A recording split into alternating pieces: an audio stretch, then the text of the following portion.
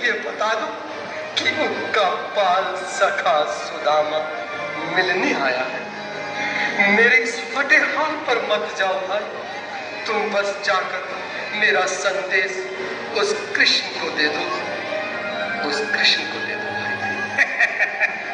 क्या हंसी ठट्टा करने को हम ही मिले हैं? तुम ठहरे दीन निर्धन फटे हाल ब्राह्मण, तुम्हारे अंग अंग से गरीबी बदहाली झलक रही है। और कहा महाराज श्री कृष्ण। क्षमा करना पंडित जी, हमें अपने प्राणों से हाथ नहीं धोने जो तुम्हारा यह संदेश द्वारिकाधीश तक पहुंचाए। तन पे जामा बता दो कन्हैया को, नाम है सुदामा हो।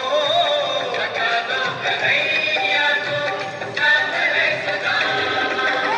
एक बार मोहन से जा करके कह दो, तुम एक बार मोहन से जा करके कह दो कि मिलने सखावत नसीब आ गया है। मिलने सखावत नसीब आ गया है। अरे द्वार खालो कन्हैया से कह दो कि दर पे सुदामा गरीब आ गया है। दर पे सुदामा गरीब आ गया है। सुनो भाइयों, अब मेरी भी सुनो। जब तक मेरा संदेश उस द्वारकाधीश तक नहीं पहुंचाती, तब तक मैं यहीं बैठा हूं, चाहे मेरे भूख प्यास से प्राण ही क्यों न चले जाए।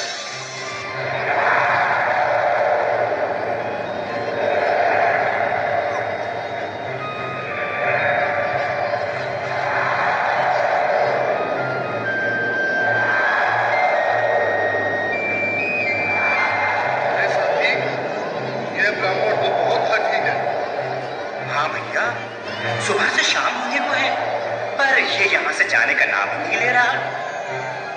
अरे देखो तो सही, इसकी देह कैसे कांप रही है। लगता है जैसे प्राण घुटनों पर अटके हैं।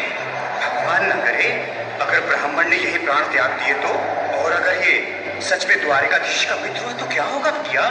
सही कहते हैं, अगर ब्राह्मण हत्या का पाप लग गया तो पीढ़ियां नरक भोगेंगी। अगर महाराज का मित्र हुआ तो मृत्यु दंड का भय है। अपनी आने वाली पीढ़ियों को नरक में डालने से तो ये संदेश पहुंचाना ही ज्यादा अच्छा है। क्यों ना महाराज का संदेश पहुंचा दें?